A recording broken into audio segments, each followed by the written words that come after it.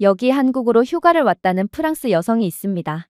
그리고 그녀는 한국 지하철 입구로 내려가자마자 한국 여행은 시작부터 망해버렸다면서 알 수 없는 분노를 표출하고 마는데요. 그러나 그녀를 유심히 보던 한국인 남성 손에 강제로 어디론가 끌려간 그녀는 도저히 믿기 힘든 장면을 목격하고 그대로 주저앉고 말았다고 합니다. 그렇다면 그녀가 한국에서 대체 어떤 경험을 했던 것일까요? 안녕하세요. 제 이름은 카밀이고 프랑스에서 왔습니다. 저는 클레이 사격 전문 선수로 프랑스에서는 나름 촉망받는 선수죠. 그리고 저희 팀은 최근 대회에서 좋은 성적을 거둔 후 다음 큰 대회 전에 재충전을 하기로 결정했습니다. 목적지는 바로 한국이었죠. 선택은 쉬웠습니다. 저희 팀은 마르세유에서 열린 대회에 참석하며 한국 친구 몇 명을 사귀었는데 그중 한 명인 진호가 저희를 위해 가이드를 해주겠다고 약속했거든요. 특히나 SNS에 거의 미쳐 있었던 줄리는 한국행을 적극적으로 지지했기에 저희는 그녀를 도저히 말릴 수가 없기도 했어요. 사실 프랑스에서 한국은 최근 엄청난 관심을 받고 있는 국가로 현재 전 세계 유행을 선도한다는 이미지가 있는 한국은 줄리에게 있어 반드시 가봐야 할 국가였어요. 줄리는 맛있는 한식과 K-팝 광고판, 한국에서의 기발한 경험담을 소셜미디어에 올릴 수 있을 거라고 기대하며 한국행을 적극적으로 밀어붙였고 저희 또한 한국에 대한 긍정적인 감정을 갖고 있던 터라 그렇게 저희는 한국에 가기로 결정했습니다. 그런데 그러한 한국에 대한 기대감은 저희가 인천공항에 도착하자마자 경악의 감정으로 바뀌게 됩니다. 비행기에서 막 내리려던 찰나 팀원 마크가 뜬금없이 번역 앱을 통해 한국인 노부부와 대화를 나누기 시작했는데요. 그런데 잠시 후 마크는 눈을 크게 뜨고 이분들이 도움 서비스 예약을 해줬어 라고 말하며 저희 쪽으로 눈을 돌리더군요. 저희는 그저 혼란스러웠습니다. 그래서 그게 무슨 말이야? 라고 물었어요. 한국 공항에서는 휠체어를 탄 사람들 등 수화물을 옮길 수 없는 노약자들을 위해 예약자에 한해 도움 서비스를 운영하고 있다고 해. 그리고 이분들은 나이가 많아서 이 서비스를 신청할 수 있기에 서비스를 예약해뒀는데 내가 그들보다 서비스가 더 필요해 보인다고 말씀하시더라. 그리고 아무래도 내가 서비스를 받는 것이 좋을 것 같다며 자신들의 권리를 내게 그대로 양도해 주었어. 마크는 몇 달 전 발목 골절을 당했고 여전히 목발을 짚으며 절뚝거렸습니다. 하지만 유럽에서는 약점이 자기 자신의 문제라는 생각에 익숙해져 있죠. 아무도 도움을 주지 않습니다. 개인주의 문화에서는 남에게 도움을 베푸는 건 이상하게 여겨지거든요. 그런데 오늘 처음 보는 낯선 노부부가 자신들도 힘들 텐데도 마크에게 기꺼이 도움을 베풀어 준 것입니다. 물론 한국인 노부부는 마크에게 서비스를 양보하고도 무사히 공항을 빠져나갈 수 있었죠. 왜냐하면 다른 한국인들이 기꺼이 노부부를 위해 짐을 들어주며 도움을 제공했기 때문입니다. 그것이 저희의 첫 번째 문화 충격이었습니다. 한국인들의 높은 시민의식 자체뿐만 아니라 저희에게 익숙했던 개인주의적 규범이 얼마나 한국이 가진 것과 대조되었는지에 관해서도 말이죠. 유럽의 공항은 절대로 그런 서비스를 제공하지 않습니다. 공항 이용객들에게 돈을 뜯어가는 것에만 관심이 있죠. 하지만 여기 한국에서요? 놀랍도록 효율적이었을 뿐만 아니라 조용히 인간적이었습니다. 저희는 당황스러웠습니다. 그리고 이상하게도 감동을 받았죠. 한국에 그저 몇 걸음 들어간 것일 뿐인데 벌써 선진국이 무엇을 의미하는지 다시 생각하고 있었습니다. 그러나 이러한 감동도 잠시 저희의 문제아 줄리가 다시금 문제를 일으켰어요. 사실 그녀는 한국에 출발하기 직전부터 소란을 일으켰습니다. 줄리는 한국에서 수천 장의 사진을 찍겠다며 꽤나 과감한 헤어스타일을 도전했는데 그녀의 도전은 실패로 끝나며 완전히 망한 머리를 갖게 되었거든요. 그런데 그 상태에서 오랜 비행까지 거치니 그녀의 머리는 마치 감전된 건초 더미처럼 보였습니다. 1970년대 과학실험이 잘못된 것 같아라고 그녀는 울부짖었습니다. 내 여행은 시작과 동시에 망해버렸어. 이 꼴로 사진을 찍으라고? 절대 못해. 문제는 그녀는 이러한 소란을 거의 3분마다 반복했다는 것입니다. 그리고 그녀의 계속된 울부짖음에 저희 모두는 노이로제가 걸려버렸죠. 그런데 그때 놀라운 일이 벌어지기 시작합니다. 바로 마크가 스마트폰을 들이밀며 깜짝 놀랄 말을 해오기 시작했거든요. 잠깐만, 지도에 검색해보니 우리가 있는 곳에서 30초 거리에 미용실이 있는데 심지어 한 개도 아니야. 한국에서 미용실은 눈만 돌리면 찾아볼 수 있어. 아마 줄리의 머리는 회생의 가능성이 있을지도 몰라? 저희는 마크의 말에 그저 어색한 웃음을 지을 뿐이었습니다. 프랑스에서 이발은 반나절 이상이 걸리는 작업입니다. 일단 대기도 대기지만 몇 주 전에 예약하고 시내로 차를 몰고 한참을 이동해서 호텔 요금보다 더 많은 이발 요금을 지불해야 하죠. 아마 지금 지도에서 확인되는 미용실은 죄다 길거리 이발소일 것이 분명해요.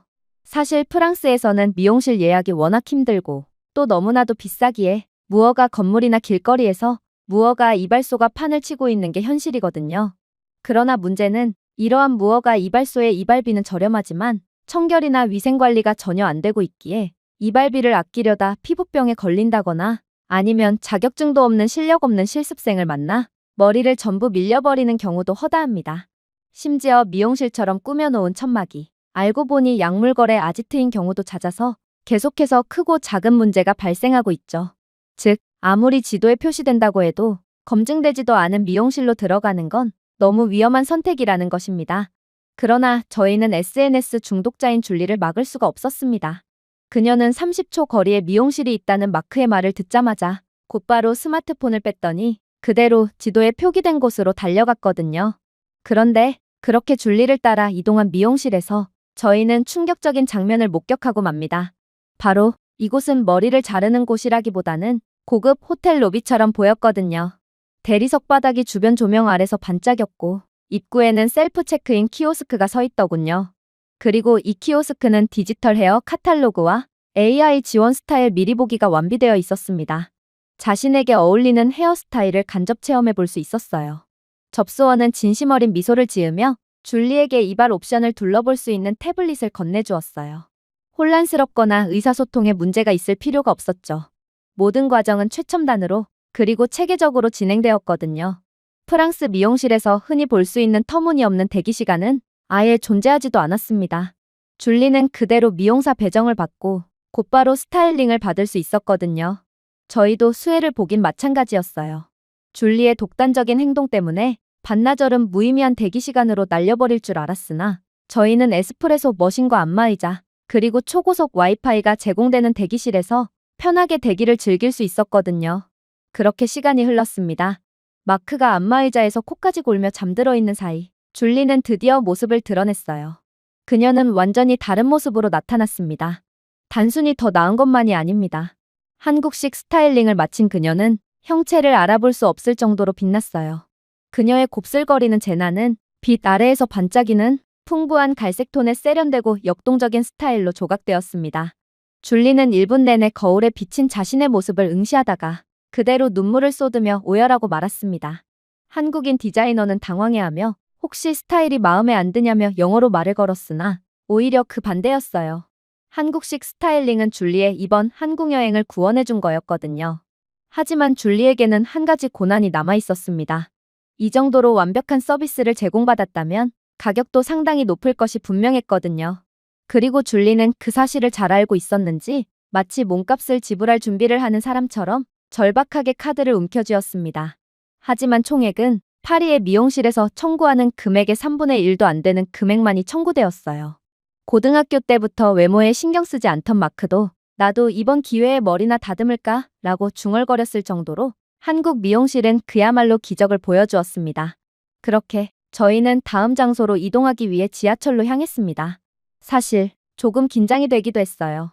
프랑스에서는 지하철로 내려가는 것이 문명의 뒷방에 들어가는 것 같은 기분이 들거든요. 희미한 불빛과 막연한 절망의 향기, 그리고 항상 현금을 처리하는 척하며 거만한 삐 소리와 함께 현금을 아예 먹어버리는 고장난 매표기 등 프랑스 지하철은 최악 중에서도 최악으로 유명해요. 그냥 유럽에서 함께 쓰는 공공시설물들은 죄다 소변과 떼꾸정물이 줄줄 흐르는 처참한 최후를 맞이하게 됩니다. 그러나 여기 서울에서 저희는 지하철 입구에 도착하는 것만으로도 큰 충격을 받고 말았어요. 역 간판이 떨어져서 기둥에 테이프로 대충 붙인 종이 표지판도 없었습니다. 그래피티도 없었죠. 누군가 전등을 몰래 빼가서 희미해진 불빛도 없었습니다. 대신 여러 언어로 된 실시간 경로를 표시해주는 대형 터치스크린 패널이 있었습니다. 열차 시간표를 훑어보고 출구 경로를 찾고 이동 문제가 있는 노약자들을 위해 엘리베이터의 위치를 알려주고 심지어 히트맵 AI를 사용하여 플랫폼 혼잡을 미리 볼 수도 있었습니다. 이게 대체 무슨 상황이란 말인가요? 한국의 지하철은 마치 구글이 통째로 들어와 있는 것 같았어요. 물론 저희는 한국 지하철 이용 방법을 숙지할 필요조차 없었습니다.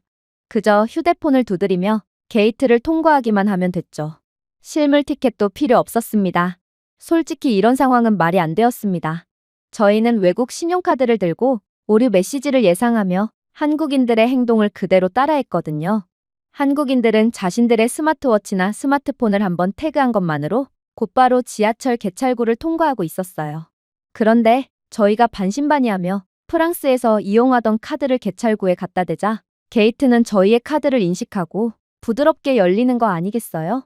도대체 한국은 얼마나 똑똑한 시스템을 도입한 상태면 한국 카드도 아닌 외국 카드까지 인식을 할 수가 있단 말인가요? 하지만 이건 다음에 경험할 장면에 비한다면 그저 빙산의 일각일 뿐이었어요. 한국은 저희를 완전히 원시인으로 만들어버리려고 작정했는지 더욱 충격적인 장면을 숨겨두고 있었거든요. 열차 플랫폼으로 내려간 저희는 어떤 객실이 가장 혼잡한지를 실시간으로 확인할 수 있었습니다. 외부에서 추측을 하는 것이 아니었어요. 한국 지하철에 내장되어 있는 실제 AI 센서는 승객 밀도를 사람 인식 및 움직임 인식 기능으로 추적하여 매 초마다 업데이트해주고 있었거든요. 한국에서 지하철은 그저 단순한 이동수단의 역할만을 수행하지 않았던 것입니다. 그렇게 저희 모두는 완전히 넋이 나간 채 이동했어요. 기차 자체는 속삭임처럼 조용했고 거의 초현실적인 것처럼 느껴지더군요. 금속 소리도 전혀 나지 않았어요. 지저분한 안내 방송도 없었습니다. 파리 지하철에서 흔하게 보이는 노숙자들의 구걸이나 위협적인 태도로 반강제로 물건을 강매하는 범죄자 출신 판매자들도 없었어요.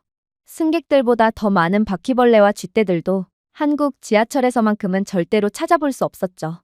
대신 각 객실은 놀랍도록 청결한 위생과 작은 아이콘으로 애니메이션화된 디지털 노선에 정보를 표시해주고 있었습니다. 강력에 대한 도보 환승과 버스 연결 여부, 화장실, 심지어 수유실까지 지하철 객실 안에서 전부 파악할 수 있었죠. 하지만 정말로 충격적이었던 점은 따로 있었어요. 저희가 마치 시골에서 갓 상경한 촌놈처럼 한국 지하철을 멍 때리며 구경하고 있자 웬 중년의 한국인 남성이 영어로 말을 걸어오기 시작했거든요. 한국에서 처음 오셨나 봐요. 제가 한 가지 더 유용한 기능을 소개해 드릴게요. 휴대폰을 화면에 대고 탭하면 전체 환승 경로, 도보 지도 등을 휴대폰의 내비게이션 앱으로 바로 전송받을 수 있어요. 도저히 말이 안 되는 상황이었습니다. 한국은 그냥 눈에 보이는 것 모두에 최첨단 기술이 탑재되어 있었고 극한의 효율로 굴러가며 최고의 편의성을 보여주는 국가였거든요. 심지어 외국인에게도 그 수혜가 그대로 돌아가고 있었습니다. 그런데 한국의 기술력에 완전히 감탄한 저와는 달리 마크는 다른 장면을 목격하고 있더군요. 그건 바로 한국인들 그 자체였습니다. 그리고 자세히 보니 정말로 지하철에 탑승한 한국인 승객들은 정상적이지 않은 행동을 하고 있었어요. 저희 건너편에서 비즈니스 정장을 입은 한국인 남자가 서류 가방을 발 사이 바닥에 놓더니 고개를 뒤로 젖히고 졸고 있더군요. 이건 얼핏 보면 그냥 피곤한 통근자가 휴식을 취하고 있는 장면이라고 생각할 수도 있을 것입니다. 그런데 중요한 것은 그의 서류 가방은 활짝 열려 있었고 그 사이로 태블릿과 서류 몇 개, 그리고 의심스러울 정도로 비싼 몽블랑 펜처럼 보이는 것들이 모든 사람들의 시야에 보이고 있었다는 것이죠. 저는 프랑스 출신으로서 즉각적인 본능이 발동되었습니다. 그를 깨워야 할까? 아니면 최소한 그의 서류 가방 지퍼를 닫아주어야 할까? 저렇게 그냥 두면 그는 자신의 고가의 물건들을 그대로 도둑맞고 말 거야. 하지만 다른 한국인들은 전혀 걱정하는 것 같지 않았습니다. 멀리서도 마찬가지였어요. 주변에는 몇몇 승객들이 자고 있었는데 일부는 여전히 휴대폰을 손에 들고 화면이 희미하게 빛나고 있었습니다. 몇몇은 무선 이어폰을 무방비 상태로 착용한 채로 세상 모르고 잠에 빠져 있었고 어떤 사람은 자신의 지갑과 스마트폰을 허벅지 위에 올려둔 상태로 졸고 있는 경우도 있었어요. 아니, 한국인들은 안전 불감증에 걸렸다는 말인가요? 혹은 한국인들은 주머니가 없는 바지만을 입는 것인가요? 한국인들의 행동은 도대체가 이해가 가지 않았어요. 여기가 파리였다면 여기 지하철 객실에 있는 한국인들 중 절반 이상은 그대로 자신의 고가의 소지품들을 도둑맞고 말 것입니다. 아니, 파리뿐만이 아니죠.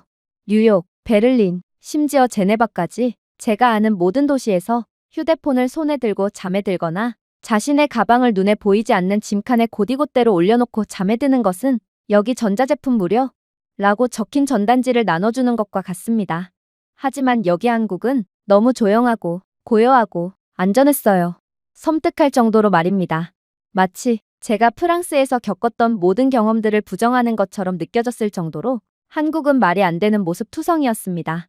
결국 저는 처음에 봤던 자신의 서류 가방을 방치하고 잠에 빠진 남성을 깨우고 말았습니다. 그리고 영어를 사용하며 그에게 주의를 주었더니 그는 도대체 자신의 행동이 뭐가 문제인지도 파악하지 못하더군요. 저희가 계속해서 소매치기의 위험성에 대해 경고했지만 남성의 반응은 마치 한국에서는 소매치기라는 행위 자체가 없는 것처럼 느껴졌어요. 아무래도 한국에는 일상생활에 깊숙한 곳에 시민적 신뢰가 자리 잡은 모양이었습니다. 한국에서는 사람들이 의심의 눈초리로 소지품을 지키지 않습니다. 그럴 필요가 없었거든요. 한 나라의 사회에서 가장 중요한 점인 서로를 존중하는 문화가 지켜지는 곳이 바로 한국이었기 때문입니다. 프랑스는 국가 창립 이래로 단 한 번도 가져본 적이 없던 문화였어요. 그리고 저희는 마침내 깨달았죠. 경계심과 불신의 혼합물 위에서 자란 저희가 한국에 온 것은 마치 평행우주로 들어오는 것과 같았다는 것을 말입니다. 그렇게 저희는 그저 한국에서 지하철을 탑승했을 뿐인데도 완전히 현타를 느낀 채 목적지에 도착합니다. 그리고 이곳은 저번 대회에서 만났던 진호를 만나기로 한 곳이었어요. 진호는 저번에 봤던 그대로 넉살 좋게 저희를 반겨주더니 이내 자신은 저희의 투어 가이드이므로 원하는 곳이 있다면 어디든 말만 하라는 말을 건네왔어요. 줄리는 부산의 스타일리시한 카페를 방문하고 싶었고 마크는 경주의 사찰을, 저는 한국의 풍경을 그대로 감상할 수 있는 클레이 사격장을 몇 군데 찾고 싶었습니다. 서로가 가고 싶어하는 곳이 각기 달랐기에 저희는 선택을 해야만 했어요. 그러나 진호는 굳이 고를 필요가 없다며 렌터카를 빌린다면 모든 곳을 들를 수 있을 거라고 말해오더군요. 저희는 그저 웃을 뿐이었습니다. 차를 렌트한다고요? 지금 말인가요? 프랑스에서는 렌터카를 빌리려면 다양한 양식, 신원 조회, 보험 분쟁, 신분증 확인 등이 필요해서 최소 한 달 전에는 절차를 시작해야 합니다. 그럼에도 사기를 당할 수 있는 게 바로 프랑스죠. 하지만 진호는 저희의 반응에도 아랑곳하지 않았고 이미 휴대폰을 두드리고 있었습니다. 300m 떨어진 곳에 대여점이 있어. 방금 예약했어. 말도 안 돼. 저희는 믿을 수 없다는 듯 중얼거렸습니다. 하지만 몇 분 후 저희는 정말로 세련된 대여차고 앞에 섰습니다. 서류 작업 없이 말이에요. 진호는 스마트폰 몇 번 두드린 것으로 모든 절차를 끝내버렸던 것입니다. 유럽에서는 렌터카 대여 가능 심사를 기다리는 것뿐만 아니라 렌터카를 대여하러 가는 데만 해도 상당한 시간이 소요되지만 한국에서는 스마트폰으로 3초 만에 렌터카 대여를 완료하고 또 전국 어디에나 있는 렌터카 업체를 찾아가서 매우 편리하고 빠르게 대여를 마무리 지을 수 있던 것이죠. 물론 그렇게 대여한 차량은 흠집도 전혀 없었고 공장에서 갓 출고한 것 같은 깔끔함을 자랑하고 있었습니다. 과거 경험으로 인해 편집증에 걸린 마크는 차량 매트 밑에 몰래카메라나 숨겨진 약물이 있는지를 확인했습니다. 이건 당연한 절차였어요. 그러나 이번에는 진호가 눈썹을 치켜올리더군요. 왜 마피아에게 차량을 빌린 것처럼 행동하는 거야? 그가 물었습니다. 그는 안전불감증에 걸린 것이 틀림이 없었습니다. 저희는 렌터카를 대여하다가 글러브 박스에서 빈주사기를 발견한 적이 있습니다. 또 한 번은 약물 거래로 인해 국제감시 명단에 있는 누군가가 렌트한 차량을 다음 차례에 대여했기 때문에 모든 혐의를 독박으로 받고 구금될 뻔하기도 했어요. 심지어 렌터카 주인이 차 시트 사이에 몰래 약물을 숨겨놓고 저희가 차 안에서 약물을 했으니 경찰서에 가고 싶지 않으면 돈을 내놓으라며 터무니없는 수수료를 부르며 협박을 하는 경우도 있었는데 그야말로 유럽은 어떻게든 누군가를 등쳐먹으려고 혈안이든 신뢰 없는 곳이라고 할 수 있는 것입니다. 특히나 저희는 이탈리아에서 렌터카를 빌리자마자 범죄 조직의 습격을 당해서 차량을 포함한 모든 귀중품들을 털리기도 했는데요. 알고 보니 요즘 범죄 조직들은 렌터카 업체 주변에서 미리 숨어서 지켜보다가 렌트를 마친 뒤 나오는 차량을 미행 후 습격해서 차량과 귀중품을 모조리 갈취하는 수법을 사용하며 그야말로 뼛속까지 털어먹고 있다고 하더라고요. 하지만 아무리 차량 안을 이잡듯 뒤져도 의심스러운 정황은 일절 포착되지 않았어요. 렌터카 업체 주변에 숨어 있는 것처럼 보이는 범죄 조직들도 전혀 존재하지 않았죠. 오히려 한국의 렌터카 차량은 불특정 다수가 함께 쓰는 차가 맞긴 한 건지 엄청나게 깔끔하고 새 것 같은 상태를 유지하고 있었을 뿐만 아니라 한국에서는 범죄자가 전혀 존재하지 않고 오히려 한국에서 가장 위험한 건 외국인인 저희들인지 렌터카 업체에서 키우는 프렌치 불독과 비숑 프리제는 저희를 마치 범죄자들이라고 확신하는 것처럼 저희를 향해 맹렬하게 지저댈 뿐이었습니다. 줄리는 너희는 프랑스 품종의 개들이잖아. 우린 프랑스 사람이라고. 너희들을 만든 사람들을 범죄자 취급하는 게 말이 돼? 라고 울부짖으며 불만을 표했지만 그럴수록 프랑스 품종의 개들은 더더욱 줄리를 수상한 사람으로 인식하고 이빨을 드러낼 뿐이었습니다. 아무튼 그렇게 저희는 한편의 첩보 작전을 마치고 그저 머쓱하게 머리를 긁으며 차량에 탑승할 뿐이었어요. 저는 긴 시간의 지루함을 기대하며 남쪽으로 향했습니다. 아무리 한국의 국토 면적이 작은 편이라지만 그래도 저희는 한국의 끝에서 끝으로 이동하는 셈이었거든요. 하지만 이동이 시작되자마자 저는 이러한 이동이 단순히 지루하지만은 않을 거라고 확신할 수 있었어요. 한국은 고속도로조차도 신기한 것들의 향연이었기에 지루할 틈을 느낄 새가 없었거든요. 일단 한국 고속도로는 넓고 스마트하며 실시간으로 모니터링되고 있었습니다. 디지털 표지판에는 근처의 혼잡한 구간, 휴게소 수용 인원, 전기 충전기 여부 등이 모두 표시되며 도로 이용자들에게 정보를 제공해주고 있었거든요. 심지어 이러한 정보들은 모두 동적으로 업데이트되고 있었습니다. 저희가 향할 구간에 혼잡이라는 문구가 띄워져 있었지만 진호는 전혀 겁내지 않았어요. 오히려 진호는 제게 놀라운 말을 건넬 뿐이었어요. 카밀, 뭐가 그렇게 두려운 거야? 우리가 향할 도로가 혼잡하다고? 그럼 다른 쪽으로 돌아서 가면 되잖아. 내 차량의 AI 내비게이션은 혼잡한 도로를 미리 감지하고 애초에 내게 원활한 상태의 우회 경로를 추천해주고 있었어. 그래서 안 그래도 너희에게 말을 해주려던 참이었지. 우리에겐 선택지 2개가 있어. AI가 첫 번째로 추천해준 최적의 경로대로 이동할 것인지 아니면 AI가 두 번째로 추천해준 조금 느리긴 하지만 좋은 풍경을 감상할 수 있는 경로대로 이동하던지 말이야. 아무래도 너희들은 성질이 급해서 첫 번째 선택지를 고를 것 같긴 하지만 일단 선택권은 너희에게 줄게. 저희 모두는 그저 어리 빠진 채 앞만 쳐다보고 있을 뿐이었습니다. 이런 기술은 프랑스라면 22세기에도 개발하지 못할 것이 분명했거든요. 도대체 한국은 얼마나 앞에 있는 국가란 말인가요? 그렇게 저희는 최적의 효율로 이동할 수 있었습니다. 저희는 분명 혼잡한 도로에서 차량들 사이에 가로막혀 헛된 시간을 보내야 했을 처지였지만 한국의 기술력은 저희를 구원해줬던 것이죠. 진호는 부산 근처에 자신이 부산에 들를 때마다 찾는다는 클레이 사격장으로 저희를 데리고 갔습니다.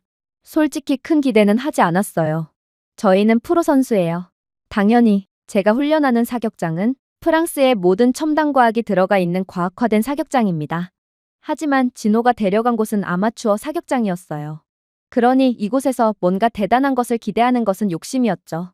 그러나 저는 이곳 클레이 사격장에 입장하자마자 완전히 까무러치고 말았습니다. 일단 한국이 구현해낸 기술력부터가 놀라웠어요.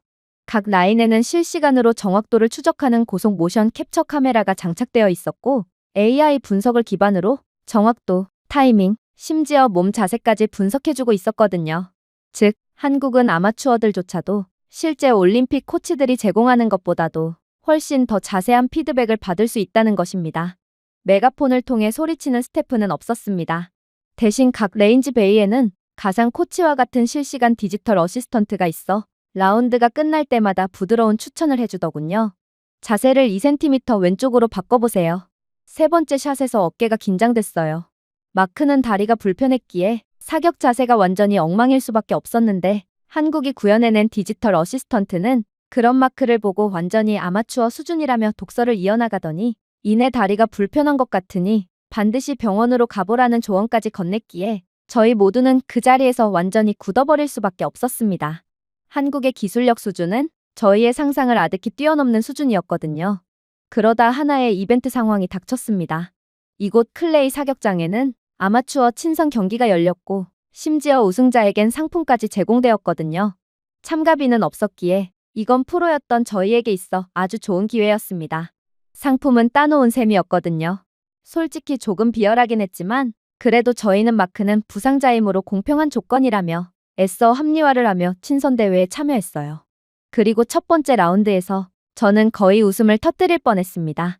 저는 프로 선수였고 상대방의 옷차림이나 장비만 봐도 그 사람의 실력을 어느 정도는 예상할 수 있는 지경에 이르렀거든요.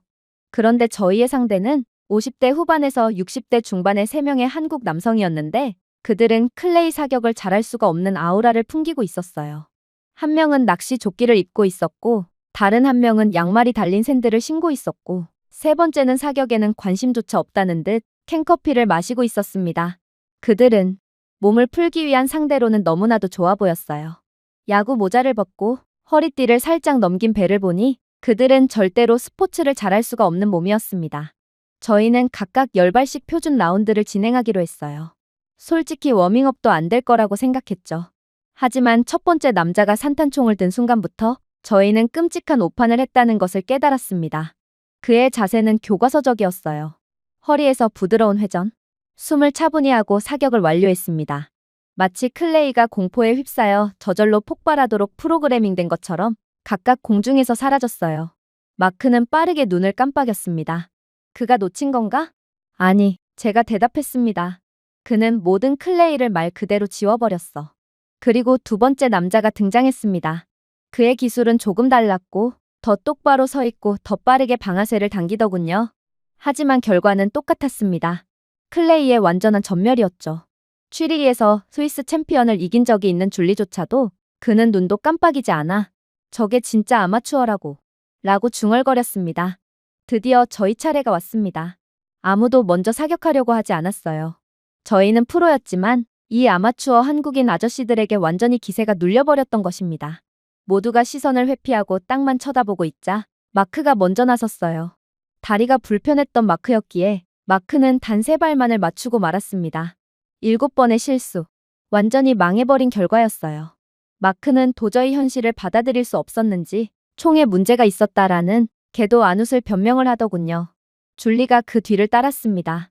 7번의 안타. 그조차도 한 번은 우연이었어요. 그러고 나서 저였어요. 집중하려고 노력했습니다. 아마추어에게 지다니 그것도 결승전도 아니라 첫 번째 토너먼트였어요. 결과요? 점수판은 국가적 수치심을 보여주는 엑셀 차트처럼 보였고 저는 제 점수를 이곳에 적고 싶지도 않습니다. 저희는 완전히 패배한 채 벤치 근처에 모였습니다. 이 한국인 아저씨들은 여전히 부드럽게 웃으며 저희에게 다가오더군요. 진호는 목을 가다듬었습니다. 이 외국인 여성들이 당신들이 사격을 처음 하는 게 맞는지 궁금해하네요. 그들은 이건 아마추어의 솜씨가 아니라고 주장하고 있어요. 그러자 한국인 아저씨는 대수롭지도 않다는 듯 진호에게 한국어로 대답을 시작했어요. 그리고 진호의 통역을 들은 저희는 그대로 무너져 내리고 말았습니다. 그들은 아마추어가 맞아.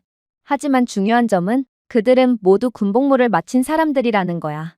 첫 번째 남자? 해병대를 전역했지. 두 번째는 육군에서 저격병으로 전역했다고 해. 심지어 세 번째 아저씨는 포병 출신이야. 사격과는 큰 관련이 없지. 저희는 얼어붙었습니다. 그저 군대에 다녀왔다는 이유로 프로 선수를 능가하는 실력을 가지게 되었다는 거야? 제가 물었습니다. 진호는 고개를 끄덕였습니다. 물론이야. 여기는 한국이야. 우리는 의무적으로 군복무를 하지. 대부분의 한국 남자들은 총을 쏘는 법을 알고 있어. 너희 처음에 이 아저씨들을 보고 배 나온 만만해 보이는 아저씨라고 생각했지?